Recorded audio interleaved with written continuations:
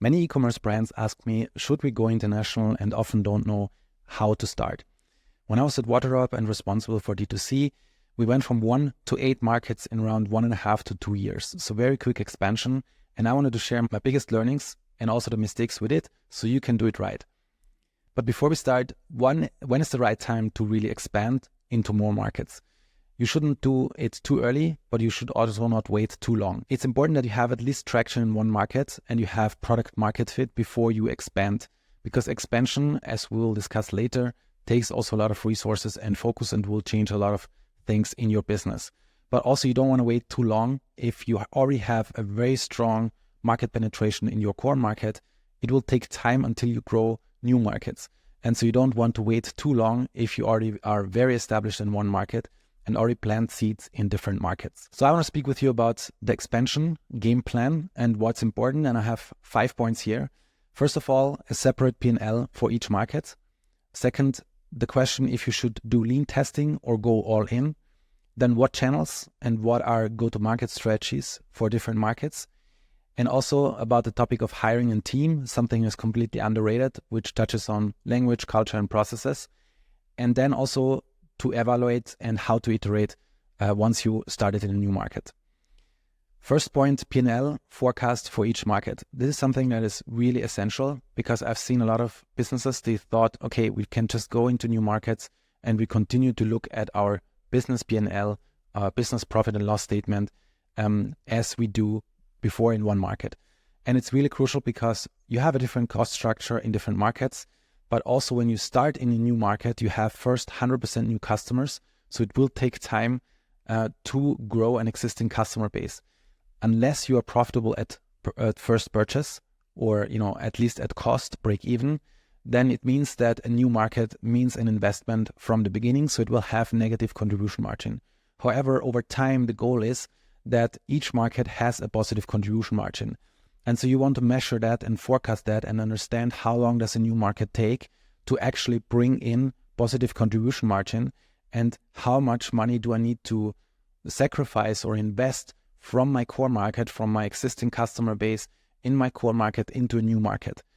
So this also is really important to understand and do that forecast. And of course, look at the metrics for each market separately, right? Your acquisition metrics and also your retention metrics, which we'll touch upon later in the video.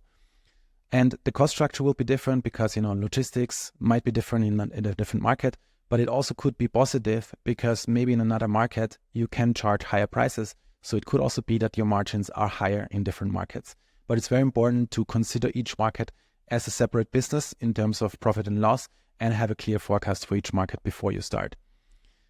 The second point is the question, should we do lean testing? Can we test if a market performs or do we need to go all in? So what I can tell you is localization matters. We've done a lot, in Europe, there are many markets that are not English native, but the English level is very, very high. So for example, Netherlands, Benelux, or the Nordics in Europe, all of them, they have kind of English TV, etc. So you can think, hey, everyone speaks English. But the thing what I've experienced is as soon as we localized and went into the local languages, those markets exploded and some of them went into escape velocity, basically, literally. So it really matters that you've put all your focus in localization. You can, of course, kind of do lean testing. For example, just launch some performance max campaigns in many markets and see where there's demand. However, you will never get the real results or, set up some meta ads to see what message performs, but you will never get the same results as if you go all in and really focus on a market. The second point is that bigger markets like US, for example, they need certain speed to stay afloat. You cannot just spend like $100 a day or $1,000 a day and think you will get some traction. You really need to have the resources and the speed to really go into the market. And so that's really important to plan that and to know that and plan ahead. And one thing is market research is really overvalued. So I know that a lot of businesses think, okay, we can see if there's a potential in the market or not. And I can give you also an example here. At Waterdrop, when we started in 2019, there was no hydration category in Europe, right? They compared Waterdrop to a slice of lemon that you put into water and gives water flavor, but there was no other brand that really dominated. The category didn't exist. However, in the US, the market was already very established, and there were other players in retail and also direct to consumer. So you could have thought, hey, in Europe, there's no market for it, because the market research would tell you there's no real demand, there's nobody searching for it, there's no market exists here. So, there's always a different strategy of creating a category or, a new category, which is harder in many ways, or, jumping into an existing category and challenging it. But market research really will only get you as far, and the only really way you find out is to go into a market and test it out. Then channels and strategy. Markets work very differently. And that's important to understand. For example, in the UK, again, for European brands, the expectations from consumers are very different than in other markets. They want same day, next day delivery, and something that is not very common in other European markets, for example. And so that means you need to understand how the markets work. Another example is, for example, influencer. Influencer marketing is a very interesting marketing channel because the audience of influencers can be very international. So when we went to the Benelux, so again, Netherlands, Belgium, Luxembourg, influencer marketing didn't perform really well because a majority of these influencers, they had a very international audience. So only a very small percentage of these, of their followers were actually in this specific market. Also, the prices for influencer marketing were very high because of an income level of those markets is much higher than in other places. However, in France, for example, there is, first of all, a lot more influencers, so a much bigger choice. On the other hand, you speak French only in very few countries around the world, so there were not a lot of followers outside of France. French influencers speak French, and most of their followers are in France. The prices were much lower, and there was a lot bigger choice. So it's just an influencer country. That means not every market will have the same channel mix, and you have to have separate strategies for each market. So you have different expectations, you have different channels. And the last question is should you go into a market with a big bang, or should you do kind of a soft launch? There's no right or wrong to that. The big bang could be, we launched, for example, a free plus shipping funnel, means you get a free product, just pay shipping. And if you tell 3 other friends, then, you get the bigger bundle for free, for example. We did a lot of viral games, and that worked really well in terms of creating buzz. You can also work with big influencers to just get your name out there so everyone knows you, and, you launch with a big bang there. That's, of course, a question of resources. We also burned €500,000 in one of the market launches. So you have to be, very careful, and it's always a bet. On the other hand, a soft launch kind of, allows you to understand what message works best, what is the best acquisition strategy, and allows you to kind of, smoothen out some of the processes that might not be perfect from the get-go. Maybe, your CRM funnel or flows are not perfect yet from the start. And so, or, you don't know which messaging works in this specific category, or you might have some typos or language issues on a website, etc. So these are the things that you can always fix first before you go big when you do a soft launch. So these are the 2 things to consider when you enter into a new market. One very important point is hiring and team. And I mentioned before, this is very underrated because a lot of brands think, okay, I can just go international and, then we'll figure it out. And the thing is, it completely changes your business. First of all, you need to understand who you should hire, because once you go live, then you might have support tickets, you might have comments on your ads, etc. And if you don't have a native person that can do customer support, community management, then you will soon see that, a lot of your efforts actually are wasted. So it's important to understand that you need to have the team before. Actually, one of the biggest mistakes is that, you start working maybe with translation agencies that, you cannot check if the translation is really good. I've seen it multiple times. Then you go live and you get feedback from the customers. Hey, what you're saying here makes no sense. So it's really best to hire someone that helps you already in the process of going international, that helps, is internally, will be way cheaper for you in terms of, translation costs. And this person can already, get into the market, will understand your brand voice, will be able to translate that much better. And then, already when you start, you have someone that can handle customer support tickets, be active on community management, etc. The other question is would you like to have a centralized or decentralized structure? A centralized structure would be you have the expertise, for example, all your marketing expertise and execution centralized in the headquarters, so to say, in your main country? Or do you want to have a decentralized structure where you have country managers that do everything in their country? I'm a big fan of a centralized structure. First of all, it creates way less overhead. And it just allows you to be more lean. And otherwise you avoid politics, because as soon as you have country managers versus a centralized entity, you will already have internal conflicts. Maybe at some point, if one market really becomes a core market, like 30-50% of your business, it makes sense to maybe have a decentralized or two centralized structures.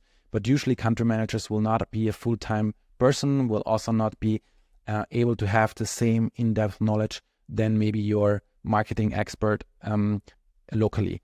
What you can do, of course, is that you start with agencies maybe in certain areas in the local market, especially if you want to have really local language and local expertise.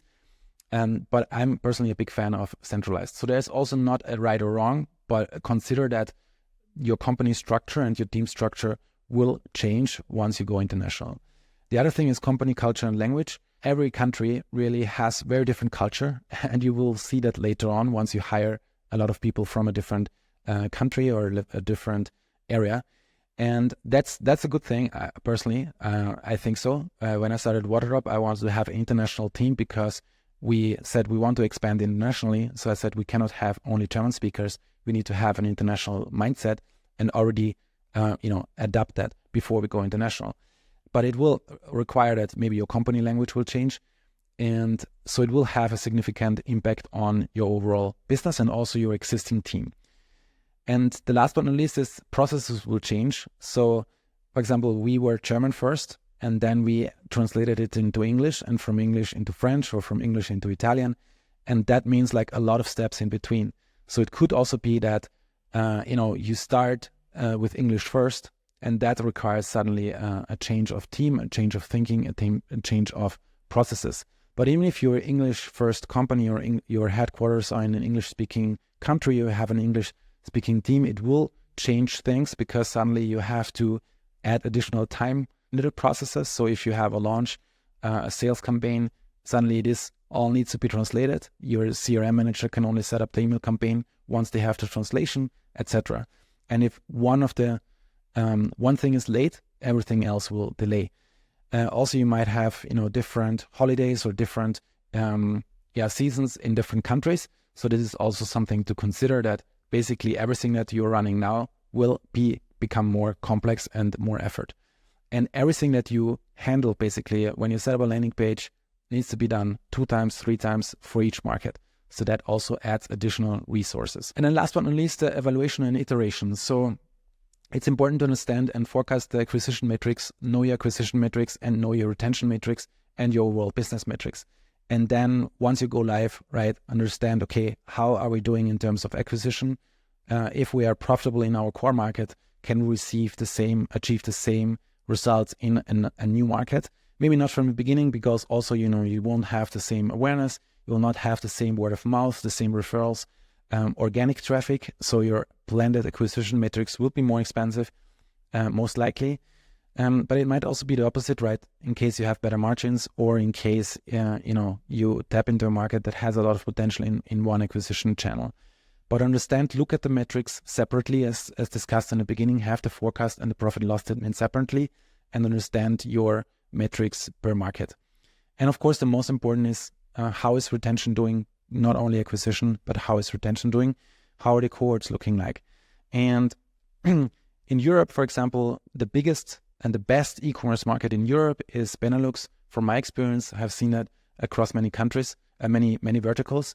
And this means like Netherlands, Belgium, Luxembourg, they just have a way higher retention. I would say like 30 to 50% higher at least compared to other markets like Germany, France. But it might also be different the other way in other markets. So it depends on a lot of things. Maybe it also depends on your product, but I've seen it across products. So different markets will have different metrics, and it's important to look at that. And in the end, again, you want to look at your overall business metrics. How much contribution margin, for example, does a new market bring in, and how can you develop a stable customer base that consistently brings in contribution margin over time. So my final thoughts are, going international is very tempting, especially if you think, hey, I want to grow. But on the other side, you need to consider that it will increase all your efforts. It will take significant resources. It might actually have a negative impact on your business first, because you might not be able to be profitable from the start. And it also will increase your fixed costs, your complexity, and your processes internally. Again, going international can have huge impact on a positive side, but also really ask yourself these questions and think about the points that I mentioned before you really decide going live in a new market. Hope that was helpful, and wish you good luck going international.